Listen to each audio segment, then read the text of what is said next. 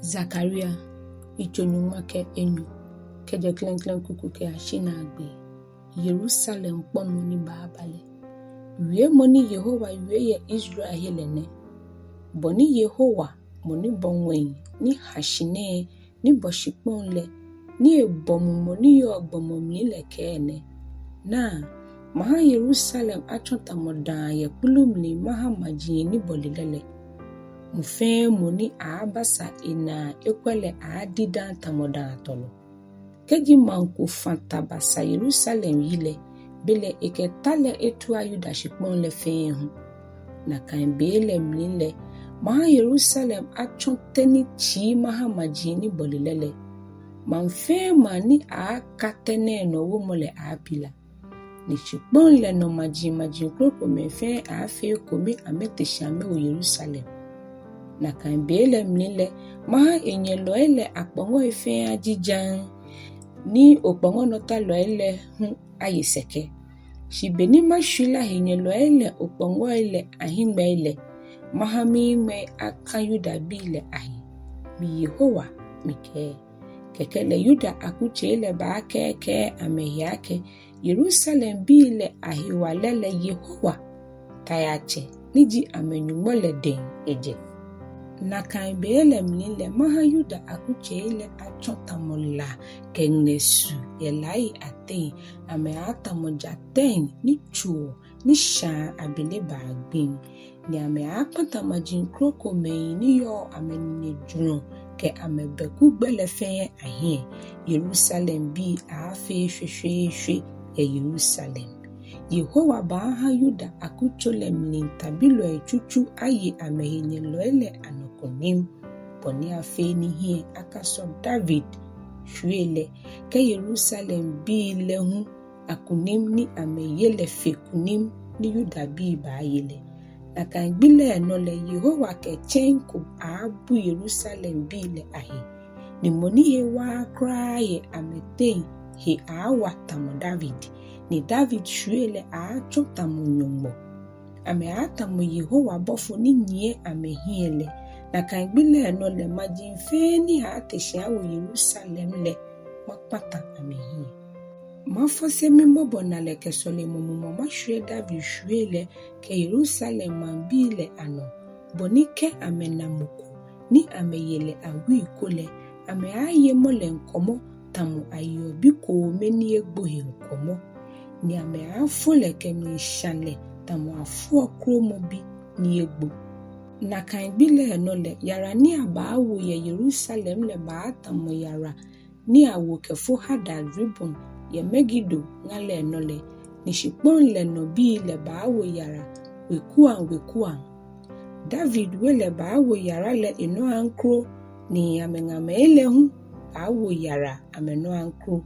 na kan no Nathan wele bawo yara ameno ankro ni amengame elehu bawo yara ameno ankro Levi wele bawo yara ameno ankro ni amengame elehu bawo yara ameno ankro Shimei wele bawo yara ameno ankro ni amengame elehu bawo yara ameno ankro ni weku krokomɛi fe ni ehwele bawo ame yara ankro ni amengame elehu bawo ameno ankro Hallelujah Zakaria ichonyumake ete keje klen kuku ke ashina agbe na kan gbile enole aba agbele nuhime na David wele keme ni yo Yerusalem le koni akefo amehi eshai ke amehi muji ashwe Yehowa ta chelete no eke na kan gbile enole mi bagbe woji la agbe kra ye shipon le no poni afe ni akakai amedon na kan no maji gbalo ile ke mumoyi ni aheche le hu keje shipon le no ni keji mokwa abai ko wa ke gbalo jilele echeke enye ni fole tete akele ake gbalo amale lojibo ni usagbele eja ake o male ye Yehowa gbe emi ni keji ekan gbalo lole echeke enye ni fole le ba chule no koni amegbele na kan bele mnile gbalo fe gbalo hie ba gboye eni na ni egbale hewo ni ewo gbalo atade ke ehi mfemfen ni amewo ke shishi o me le don shimo no ni ba ka ejake je gbaloji mi ukwa fonuji mi boy humo ke de mi blahi anton ni keji mokobila ke meni faji na yo ose nele ha ito ake mina ne me ni pilamine Yehowa ta cheleke ko ake boklante wo oye no owo mi to pelole moni jimi se mole koni to ile agbe asho ma wo mi ni no ye to bibi tete anoni ma pleni ame akpata me ni yo shipon le no le amnija etemni enyohi ni ame agbo ni mnija etemni ekomeni a hwele ye ana wala nekemnija etemni ekomeni a hwenele meke ame ba wo lamni ni machu ame tamo akela chuo ju etehi makpa meshi makweta mo akpa shikashi akole ame aso ni kechemi ni mahere ame make ake mi menji ame ni ame hu ame ake Yehowa jiwonyo ni Yehowa tayache mike hallelujah Zakaria ichonu nwa ke egbe ke klenklen kuku ke ashikuku ni gina agbe Yerusalem ke maji krokomɛi na Yehowa gbikomi mba ni tamni ni henye lo ile haye bu Yerusalem omlile aba aja ye bu no omi eja ake mi Yehowa mabu amaji le ana koni ameteshi ame wo Yerusalem ni amekele ahu ame ba anwo manle ni aba ashashi anle amnini ni ame ba to amemni yele kabona abango manle mnija afano shimnija afani ba ashole abashi ameye manle mni afei amenuko inesele Yehowa kena kaimajine ba hu tamo ifio yetabianle na kangbile no le Yehowa ba adamo mugonle ni ma Yerusalem bukangbele no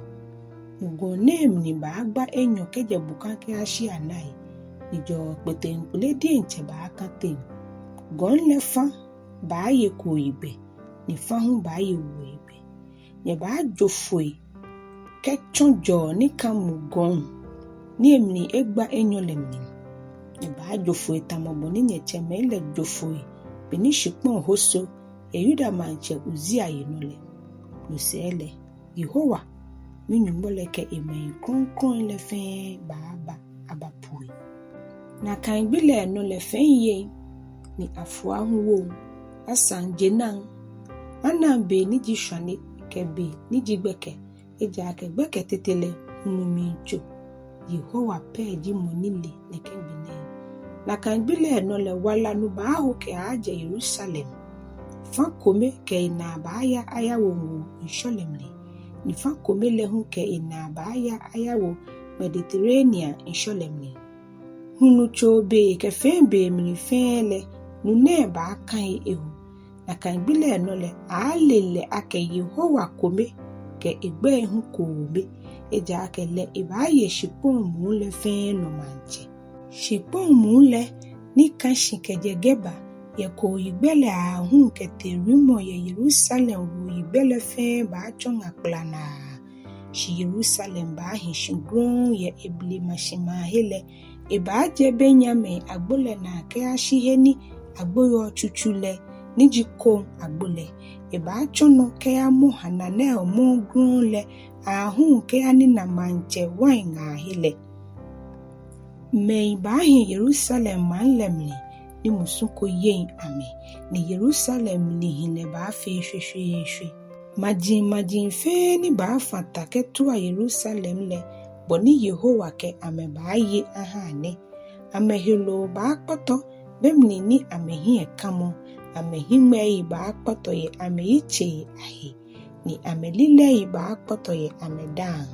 ni na kan bile no le Yehowa ba ha ehemimi pete nkule amomo ame ni mofia mo ba wo enine no ye enanyo ni benkele no shi yuda tetepo ba fata Yerusalem he ke huta ke fa Yerusalem he ni aba ha betri ni maji ni bole amele yole ameshika ke ju etei ke atade baba odi enche hilagbenyo amomo kpongoi keteji okpongoi ke yo mai keteji ke kolu fe kolu ni yo na kahenye loele shito hele amine agbene maji ni kule ameteshame wo Yerusalem le mlimei ni ba shele ba ya Yerusalem da afi koni ameaja manche ni ji Yehowa ta chele koni ameye asese ya gudro le ho keji mankoye ni emini bile ya Yerusalem koni ameaja manche Yehowa ta chele nu ene ame ni keji Egypt bile hu ya Yerusalem koni ameaye asese ya gudro le ekole lule amehu haobo ni Yehowa ha ebamajinle ni aye asese ya gudro le ekole anole aba amehu amenu neke jiboni aba agbla Egypt bi kemajinfeni ameaye asese agbujiro le ekole atoi na kangbele enole amula enweji ni chochuro opongo ile ahele ano ake eye kron ha Yehowa ni kukwai ni yo Yehowa solemo wele ba achono kron tamokai ni yo afolesha la telehile kukwai ni yo Yerusalem ke Yuda fe hu ba achono kron aha Yehowa ta ya chele boni afe ni menfe ni ba sha afole awole ameke ho afole sha lole ni na kan gbele no le jiraye loko eya yenjira ya Yehowa ta ya chele wele don hallelujah.